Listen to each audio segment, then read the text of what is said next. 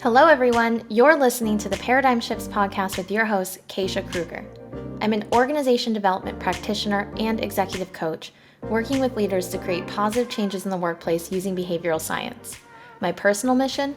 Share science-based tools and leadership insights from the field that you can use in the workplace and beyond. Considering we spend about 3/4 of our lifetime at work, there is incredible science and organizational psychology that can be used to rethink the way we work, lead, and ultimately live. Join me as I speak with thought leaders and business leaders in practice, unpacking light bulb moments for paradigm shifts. Hello, everyone. On this week's episode, we chat with Dr. Mike Watson, who is a leadership professional and an expert on leadership. And we chat all about his heart-centric philosophy to leadership, the impact of his dissertation research, and so much more. And if you haven't already, hit that subscribe button, do yourself a favor and click it right now. We've got some incredible guests coming on that you won't want to miss. Mike currently holds multiple positions at the University of South Carolina, including Department of Retailing Undergraduate Coordinator, Instructor, Store Director, and Senior Faculty Fellows for the Center for Integrative and Experiential Learning. He was recently featured in and contributed to a leadership book called The Henka Effect. For more information on Mike and to follow along on his journey, check out the show notes. Hello, Mike. How are you? Hey, I am well. Thanks for doing this. No, thank you for being here. This is going to be an exciting chat. We've got a lot to talk about when it comes to leadership, but more in particular, heart-centered leadership. And I know you've done a lot of research around this topic. So can you share with us, how did you get started? What got you started? Talk to me about your journey. Yeah, right. Everybody has a journey, right? There's always the story Yeah. behind the story kind of thing that goes on. And so, you know, early on, right out of my undergraduate studies, I went right into the industry, the retail industry, where I quickly rose through promotions and work into corporate leadership positions. And so, although personally that was amazing, Um, honestly, looking back, I was not prepared. So Mm. everything that I was being awarded and honored and recognized for was individual performance. And as we know, individual performance does not translate well into leadership. So, because you're dealing with a Yeah. diverse group of individuals that are counting on your ability to construct a vision or to propose a strategy in which they can understand. And if the only resource you had was what you've done, well, then you're going to fail at being a leader. So that Mm. transition from individual performer to leader was a difficult one in which failure often defined how I understood what I needed to do. And so overall, my career was, positive. However, I really could have lessened the gap between what I knew and what I did if I would have had some insight into how to be a leader. So when I switched over into academia and started teaching higher education, that love of leadership and that desire to see, like, well, how can I impact others so that young emerging leaders, when they get into the industry, don't have that same chasm, that gap that they have to cross that I did. And therefore, how Mm. can we then translate that into positive performance for an organization? So that's how I got into it. Yeah. So I love that you share that it took an opportunity of your words failure to be able to make that pivot, right? Absolutely. And, early on, at least for me, failure was not something I was looking for as a means of understanding. it was, Yeah. it was socially unacceptable. It was not something that was ever put forth to me from a cultural standpoint and how I grew up as a means of learning. So it Mm. was always based on just providing the right answers at the right time and persisting through any difficulties to achieve a goal. Um, the ability to step back and to self reflect on what could have been or what could have been done differently and or how you might perceive it was never something that was mentioned, and it was never taught within a corporate structure. Mm-mm. That was always performance based, and it was always quantifiable, and it was always something that had to be measurable. And so everything was based on, you know, data as opposed to looking at the individual and how they could actually influence the data by influencing the people. Mm. So, what did it take for you to turn inwards? Yeah, so what it took was years of repeating the same mistakes, Mm. of thinking Mhm. that changing the environment or the location and or the individual that I worked with was going to somehow change the outcome, which was never going to happen because I didn't change. You know, so it might look different, but the results continue to be the same. So although positive, you know, like nothing, it was nothing dramatic. I didn't get fired or anything, you know, but there was just this constant barrier that I would run into. And it was the same issues that I would encounter about my own personal development and growth and my own performance and thus my people's performance, that I kept trying to figure out, well, why is this not working? You know, I'm doing the things Mhm. that I did previously as an individual that were highly successful. Why is this not translating into group organizational success?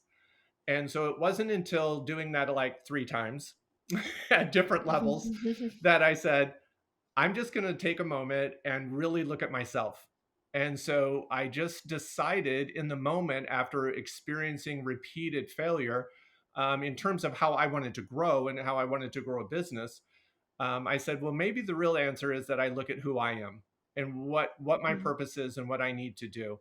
And you know, not uncommon, this was totally aligned with a lot of drama and a lot of chaos and upheaval in my personal life. So, Mm. so the two, right, were Mhm. strong enough. So the personal aspect of what I was experiencing in my life at that moment and the continuous desire to understand my organizational performance better, those two things came together and they were strong enough collectively to finally move me into a place of self reflection and self awareness where I decided, okay, let me look at myself. You know, let's stop looking at external forces to solve internal issues. Mm. Say that again. So, yeah, that Mm. was one of the insights, Mm. right? Is Yeah. to stop looking for external solutions or forces for internal issues. And Mm. so, you know, that was a pivot for me, as you mentioned. Yeah, this mindset shift, this paradigm shift, we'll just drop that. Sure, Um, absolutely. is it's so incredibly important for the work you're about to talk about, right? Because it's always the starting point, in my opinion, when you're trying to do change externally to start internally. Um, that mindset shift where you're noticing the pattern. You said the patterns that you noticed, Mhm. they weren't necessarily like bad things, but they were things that you realized were kind of hindering you from getting the growth that you were seeking. And you noticed it in your personal life because we don't have a home self, we don't have a work self, we have one human self. Right. And you recognize that there were certain patterns that you wanted to see a change in, and then you had the willingness to change. And so I think that's also important to notice as well, is that willingness and desire to change, that's not going to come from your external environment, that's only going to come internal. And so when you can shift your mindset to things are not happening to me, they're happening for me. And what influence can I have over my external environment? It requires me to look within. So powerful. Yeah. So, then how does that work that you've done on yourself relate to this construct or concept of heart centered leadership? And what does that look like? Yeah, so I love everything you just said, and that was another big mantra of mine that I walked away with is that life does not happen to me; it happens through me. And so Mm. when you shift that perspective, and it was those types of like insights, right? So I started to do a lot of research and a lot of reading, trying to get my hands on anything I could about internal development of the self and why that mattered. And then because I have such a passion and love for leadership and its ability to influence others, I put the two together. And so, you know, what I continue to find is that what we know and what we do are often in direct contrast. So, Mm. so we have plenty of research and we can talk a little bit about it, but we have plenty of research that shows and documents that the more self-aware you are, the more organizationally aware you become. Oof. And that people respond most positively to leaders that are self-aware, authentic, empathetic, vulnerable, transparent, all these skills and characteristics that we can talk about. There's no shortage of data that shows that engagement goes up, performance goes up, trust goes up. And yet, what we continue to elevate and highlight in leadership is command and control, hierarchy Mm. based, authoritative power. And we've framed it this way because of a Western viewpoint of how courage and power combined together happen to mean action and doing, and leave out the whole half of the equation of being. So we're not being leaders, we're just doing leadership. And so Mm. that can only get you so far. And it is why engagement, and Gallup research shows this every year, it is why engagement never plateaus above 25-35%. So employees are consistently disengaged, actively over 50%. And so if over 50% of your workforce is not actively engaged, there's no amount of power, authority, title that's going to shift that. The only thing that Mm. will move people is heart-centered communication and connection, where people can finally trust you so that what you say has more meaning, so that they understand that what you do proves what you believe. Mm. There's so much goodness in Sorry. all of what you just said. I just need to like pause and process because this is the first time on this podcast that I've ever talked about kind of it feels like a spiritual intelligence, right? A spiritual component of leadership, or let's call it a conscious type of leadership, Sure. where the individual is really showing up as their vulnerable, authentic self. And we talked about vulnerability in my podcast before, but this is something bigger. And I know that you touched a little bit on the characteristics of traits of a heart-centered leader.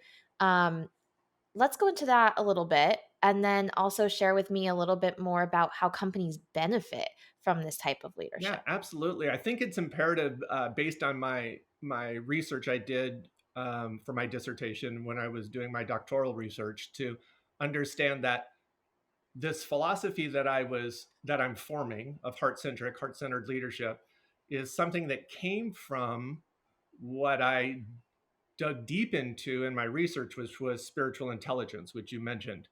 And that's Mm. Reader's Digest version, kind of small definition here. Spiritual intelligence is not related to religion. I want to make that clear right up front. It is not tied to or defined by any kind of religion or religious activity. It's the idea that spiritual intelligence is a higher level of intelligence, um, Mm. where the primary role is to find meaning in one's life so that you can solve complex problems through questioning. Thereby, you can create a structure in which both your IQ, your cognitive intelligence, and your emotional intelligence become much more effective. So it's a way to Mm. elevate other intelligences that we have already inherently within us. So spiritual intelligence is kind of like that collective synergistic and compounded effect that happens when you kind of bring the IQ and the EQ together. Is that right? Yes. And the way that I have found, clearly, this is my perspective and my viewpoint Yeah. based on research, the way I found Yeah. that is an effective way to do this is to listen to our heart. And so, hence, heart Oh, centered wow. leadership. So, if all we do is listen to our mind, we will never get there. And so, we Mm. have to listen to both our heart and our mind. I believe fully that we need to reverse the communication that we do. So instead of top down, our mind tells our body what to do and how to act and how to behave. I believe that we should first go to our heart to inform our mind about what it is thinking, so that it becomes a filter through which it can make decisions, take actions, communicate vision, strategy. And if we would reverse that order, then it becomes much more clarified, authentic, and transparent. And it lets us stay more in line with our purpose. Because every Mm. leader at the end of the day should be serving a purpose greater than themselves. That's the responsibility that comes with leadership, right? And when you say heart centered, like reversing the order, starting with your heart, a lot of people are going to hear that and it's going to peak in whether it's a good or a bad response that they're going to get or reaction. It's not the first thing people think of, right? And when you think about leading with your mind first, it's generally what happens in business. And we get what I'm getting at is when we start with our minds aren't always right? Our thoughts aren't always factual, so they can deter us and take us out of alignment with what's really needed. And that's because our thoughts, they can be made up, right? Because they are coming from maybe coping mechanisms, survival mode, things like that. Yep. As we're seeking for safety, we're seeking for stability in our environments as we naturally do as humans, and we're scanning our environment. Sometimes we fill in what we don't know, the absence of information. And so those thoughts, those assumptions can lead us astray potentially. But when we're leading with our heart, how does that help in that situation? And also, what does it look like to lead with your heart? Yeah. So thank you. The way that I think is most effective to listen to our heart, first of all, it's Listen. nothing Hmm. hyper mystical. It's Hmm. literally giving yourself the permission to be quiet and making time to self reflect and be self aware. So for me, heart centered leadership is grounded, it is founded on self awareness. Um, Self reflection and self awareness is that practice of qualifying our thoughts and our feelings and our actions through our heart in coherence with our mind so that we make effective choices. But if we never pause, if we never stop to be quiet and be introspective, to consider what have I done? Why am I doing it? Who am I that is doing this? These almost existential type questions that we often fail to ask from a Western society perspective, then we don't allow ourselves to gain the insight that is in our hearts, in our selves, to better inform our minds so that, to your point, we don't get led astray on a story we told ourselves. Mm. Because our stories and our minds are shaped by keeping us safe. It wants to keep us safe. And so it's going to provide us with data and information that fills in any gap of fear or rejection or what to do with the story we want to believe. But that doesn't necessarily It's mean it's the most informed insight. It is a ego perspective. driven, right? And so, if we meditate, if we take a walk in the woods, if we sit and listen to music, however you need to get quiet and be one with your thoughts, then you will automatically begin to understand who you are so that you have the presence to become who you should be. For leaders that are listening to this who this is not part of their practice, Mhm. you mentioned a couple ways to do it, right? Meditate, listen to music, maybe walk in the woods. It doesn't have to be a big thing, right? How often should leaders be practicing the quiet, the stilling of the mind, listening to themselves and turning inwards in order for this to kind of really take an effect?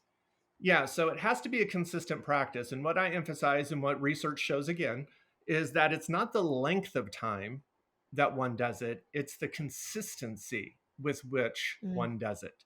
So it could be literally 30 seconds, but if you do it constantly, then you will see the benefits and you will gain the insights and the clarity around who you are and what you do and why you do it. And that will inform, obviously, how you are and how you, more importantly, how you be with others, Mm. right? And so oftentimes we get stuck on it has to be this programmatic thing where it's I have to do it an hour a day for this many days, otherwise it doesn't take effect, and that's hard for people. Um, it's a chaotic, ever changing world that is, and if you're a leader, you're constantly being pressured from a variety of external and internal stakeholders, uh, social and personal influences. And so time is precious. And Mm, so if I came to you and said, well, you need to start meditating for an hour every day, it's not going to happen. Regardless of how many mm, facts I gave you and how much benefit I could show you, it's not going to happen because it doesn't fit within the context of who they are as a leader and what they understand. So, what I have mm, found and what I tell others through consulting work and through writing is that in any moment between a conversation, as you're walking to your car, um, as you hang up the phone from a conversation, take 10 seconds, take 30 seconds, and just reflect on how you feel, what you're doing, and what was just transpired. And and again, it's not to judge, but just to get clarity. And it's not to say right or wrong, it's literally to clarify and make sure, okay, did that conversation, was that purposeful and intentional in the way that I have wanted this to be in terms of organizational mission and vision and strategy? Or did I allow a story or my emotions to overtake what I needed to do? Right. mm. So for me, it's about consistency, not length. Absolutely. Consistency builds the muscle, right? It becomes muscle memory. And then it becomes just part of who you are, right? As a leader, as you're mentioning, I love the example of like 30 seconds in between you're walking from your car to your maybe to the workplace or from your home to your car and just asking what am I thinking, feeling, and doing. It gives you a moment, a pause, ability to reflect. So if every leader in an organization was doing this, how would it benefit a company? Well, before I give you the hard and facts on that, which it does, what I think Hmm. really happens is then all of a sudden you have leaders that are able to discern. So discernment becomes a part of their practice. And just real quick, if we look at the word discern and look at the Latin root of it, it just means to distinguish or sift or separate.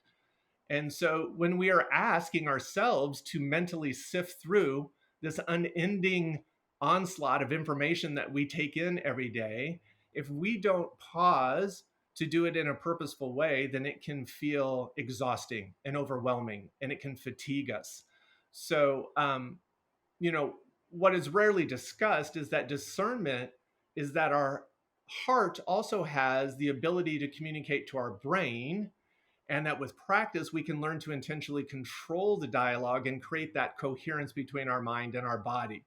So we know that research shows that if I'm stressed, right, if I do nothing to manage my stress of data overload, um, Hmm. that my heart rhythms become unbalanced and become not coherent.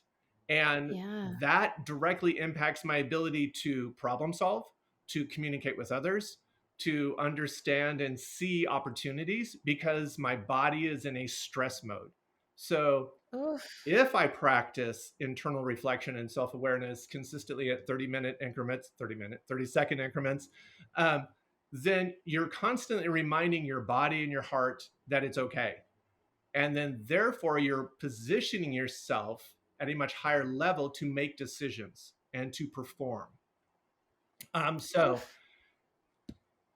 you know, specifically in terms of the benefits, there are so many, but I can name a few. Um, the bulk of my research focused on employee engagement. So, absolutely, spiritual intelligence, which was grounded on self awareness, directly is correlated with increasing employee engagement. And the main reason it helped with employee engagement was because leaders that practiced self awareness and that aspect of spiritual intelligence were seen as more trustworthy. And because people could trust them, they felt safe to be who they are at work, which meant they were more fully engaged in their work. It also means they took less sick days. It also means that they were more willing to collaborate with other departments. It also meant that they were more inclusive of others' opinions about what Mm, potentially could be solutions because they felt safe and they trusted the leadership that they've created a culture in which they could be their full selves, right? So if people feel safe in themselves and where they are, this increases the willingness to collaborate. It diminishes the silos that people operate in. It improves innovation. And all of that's going to hit your bottom line. If people are taking less days off, if people are willing to cross collaborate, if people are responding quicker to project requests because they feel safe to do so, then all of that's going to be more efficient. All of that's going to drive bottom line profitability. Whew, so much there. Let's just break apart safety for a moment, Sure. right? Because the opposite of not having a safe environment, feeling safe in your environment when you're at the workplace, regardless where you are, what does that do to your immune system, to your as you've mentioned, your stress response, right? Mhm. So when we think about we talk a lot about safety on this podcast because it's so critical because as humans, that's what we're wired to search for. So when it comes to not having safety, when we are stressed, we're taking more sick days, right? This is the opposite of having safe environments. We're taking more sick days, we're absent. That you can do all the correlations to bottom line as a leader if you want. But we all know that these things correlate.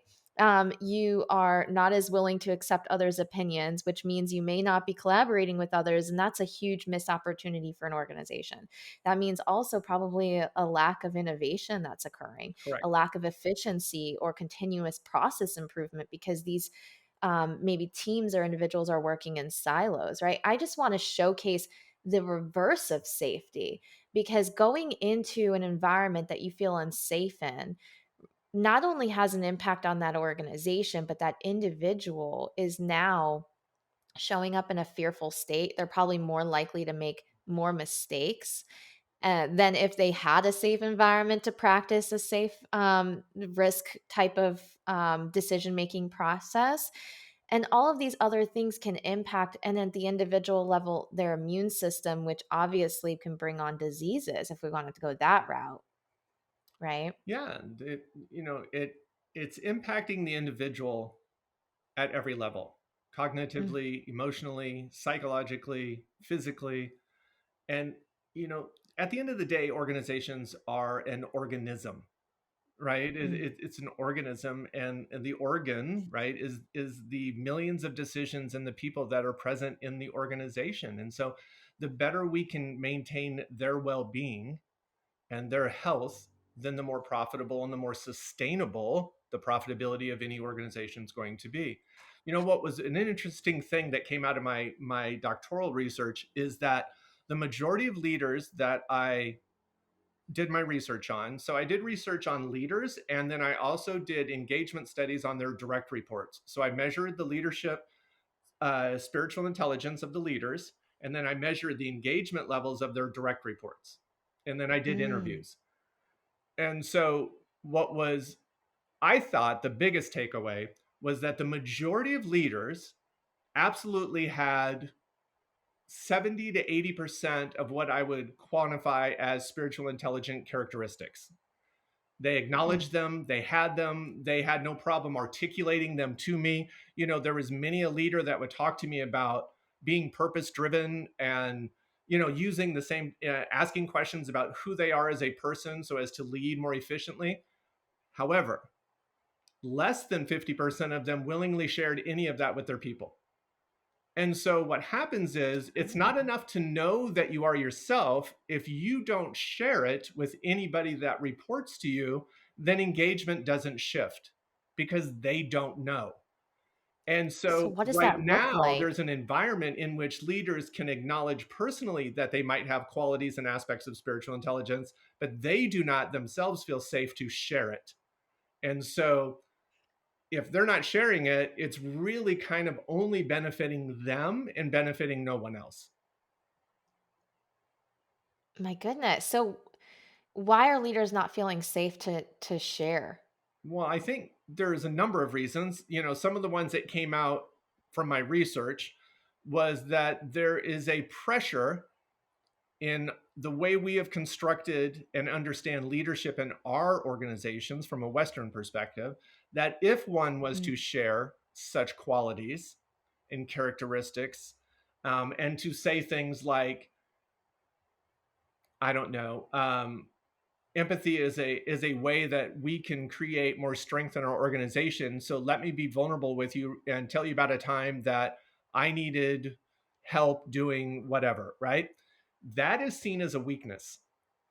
When I was in corporate, Mm, I was ridiculed if I shared any kind of authentic feeling in support of personal growth and development of myself or my people.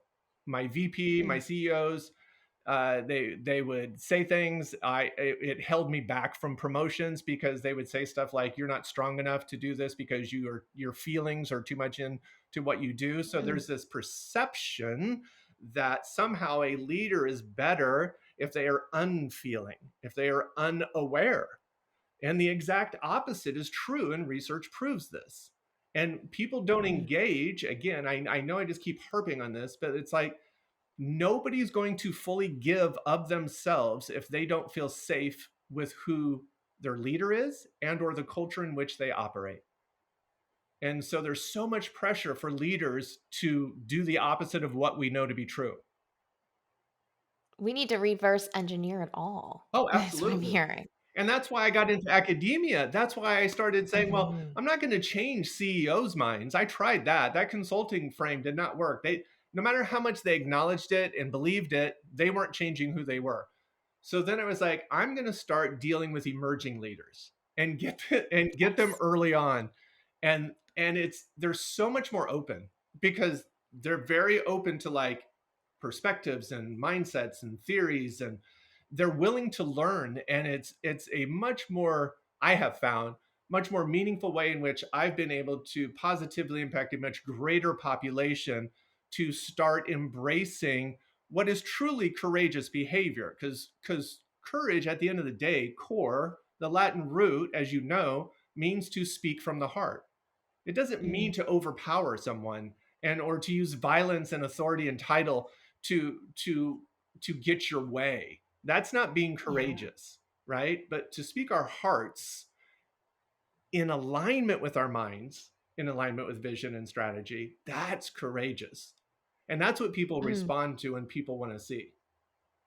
Yeah, it builds respect and credibility, and going back to what you said, trustworthiness, right? I can depend on you. I know I can rely on you. And it humanizes you and then gives me the space and invites me to be human too. I love that. So now that you're doing the incredible work of impacting emerging leaders, do you have good news to share with us? Are you seeing a shift? Absolutely. Good. I see it every day in the classroom. I see it when people that have graduated, reply back to me with how they're constructing cultures within the organizations that they're working in. And so, one thing that we have to understand is that leaders aren't defined by titles, right? Leaders are defined by what Mhm. we do. So we can lead from the side or from the back of the room, or like we don't always have to be up front and be the authority that is speaking, with a title. And so when they understand they have that power to impact the person in the next cubicle, or or the one other person that they work with on a project, and they understand that that is also leadership, then what happens is there's a cumulative effect that begins to take place in which people start to value and engage at a greater level.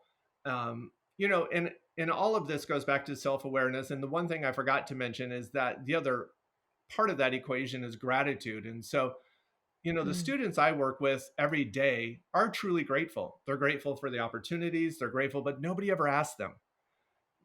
So much of our educational system has been based on provide me with the answer I want, and then let's move forward. And mine is very much like, yes, there's information we need to get and there's technical expertise we need to know. However, none of it's going to matter if I don't understand why am I doing it, who I am, what is driving this process, and how I will implement all this expertise. So you have to be self-aware and you have to have gratitude, right? Glassdoor did a survey, and it was mhm. like 81% of employees said that they would work harder and more willingly for a grateful boss, for somebody that shows gratitude. And we know that best of all, positive recognition is contagious. So, Contagious. like, Yeah, absolutely. Mhm. And so, like, if I'm practicing gratitude as a leader, I am expressing it to my direct reports, I'm expressing it upwards, like, what does that look like, at in terms of yeah, showing up in a gratitude way? yeah, it's at every opportunity, right? So it's through an email, it's through meetings, Yeah. it's through walking down the hallway and pausing to, say something. And it's also being great, taking gratitude for yourself. Like, often what we find is that people get eager to project out and to show gratitude when they start to see the power in it, and they forget to, like, love themselves and show Mm, gratitude for who they are. And so what happens is then you get out of balance again. And so there's this self awareness is the thing that keeps you in balance. Self awareness is like, you're doing too much, take a moment. Or self awareness is, you're spending way too much time being quiet and self reflective. You need to go do something, right? It's what I call mm, active patience. So you have to be actively patient. You have to take purposeful and intentional action, but then you have to let it be so that it can take hold, so that it can do something. But if we're always doing, then nothing can ever fully maximize its potential, because we're just constantly adding more information, data, actions, and nothing has time. We don't give it the space, people, or projects in which they can step into their brilliance and grow at a highest level, right? So anytime I write an email back to a student, I try to make sure that I express not only what they need to do, but why I'm grateful for who they are and what they do. My wow. classrooms are always started off with a 5 minutes where we go around and talk about what we've done that we are grateful for, that we are, what was positive that was going on. And it could be the dumbest thing in the world, you know what I mean? Smallest thing, insignificant, to the Mhm. biggest. But what we're doing is we're reshaping our minds, and we're reshaping the Yeah. perspective to start looking for the good and the opportunity and not the negative and the barriers. And that way we can Mhm. persist, because success is based on persistence and a positive attitude. That's what drives success. Wow. And so amazing, amazing, amazing to like bring that as a practice into leadership. And one of the other things that I love that you said was that you don't need a title, a leadership title to make a change to the culture that you're in. And it's really, you can do that from anywhere.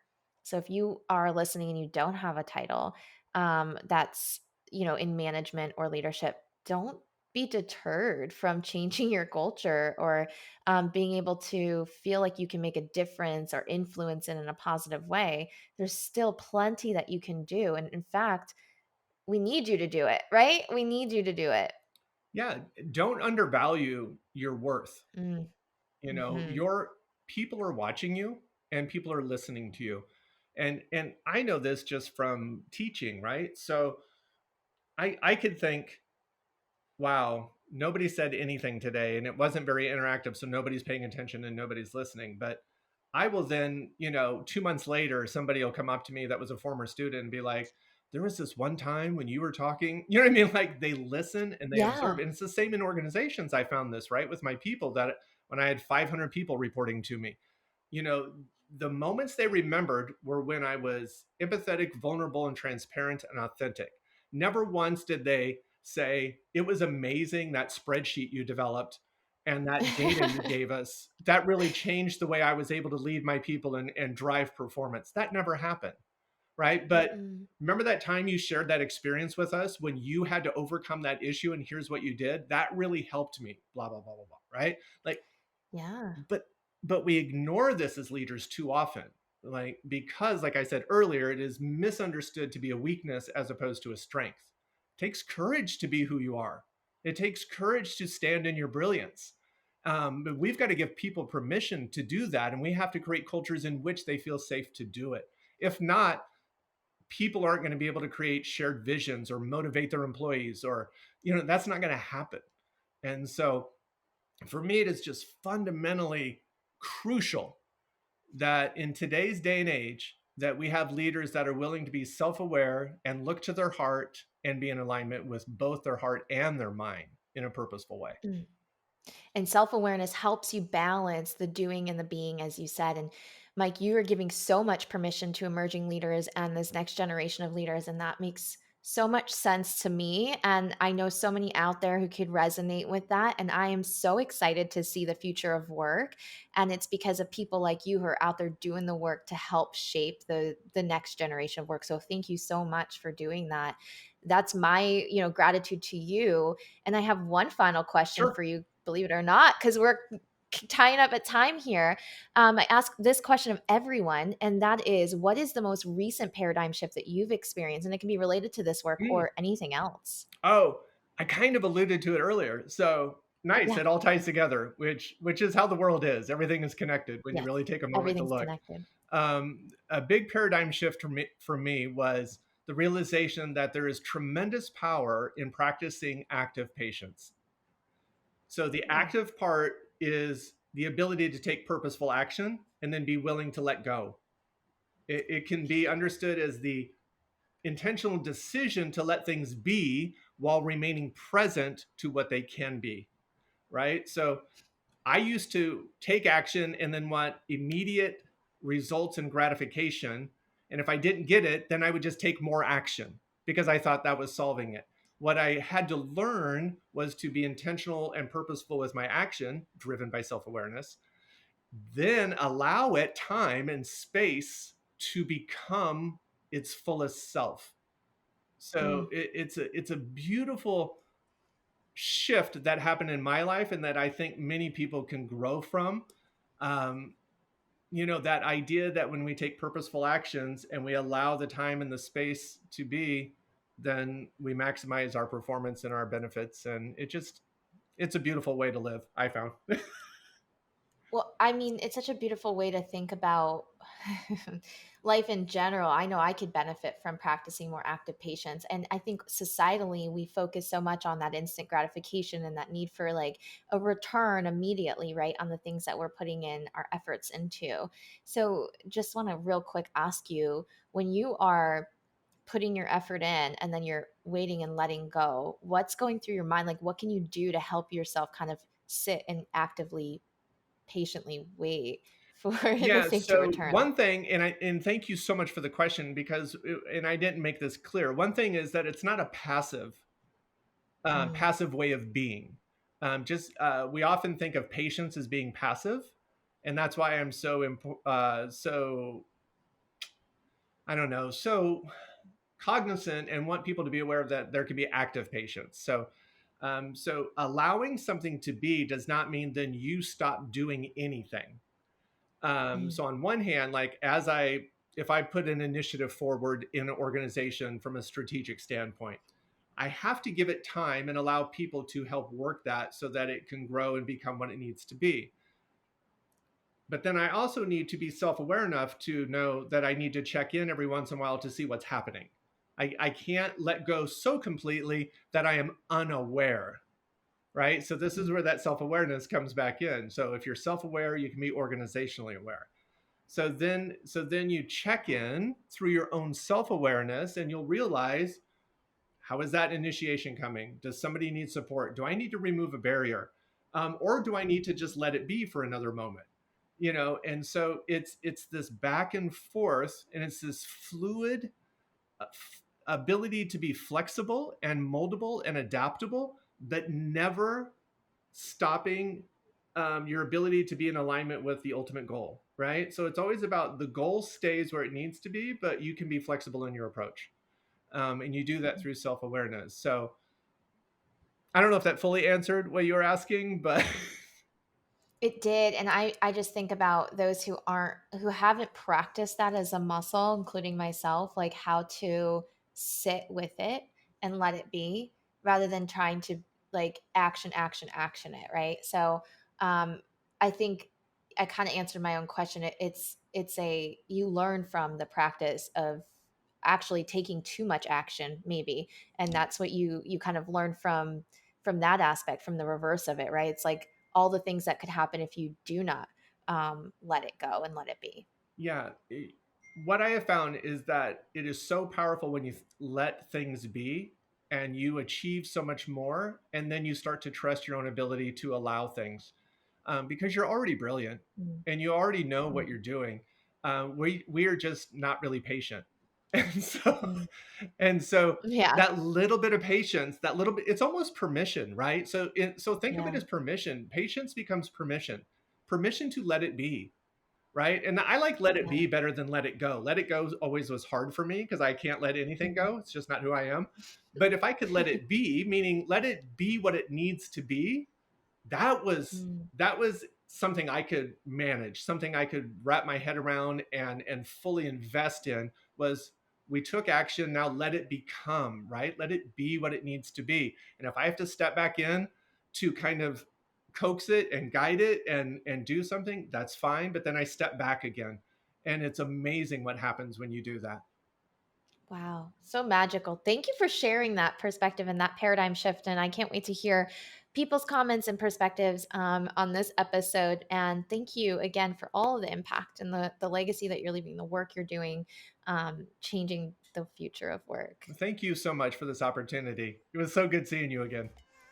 Absolutely. Thank you so much for tuning into this week's episode.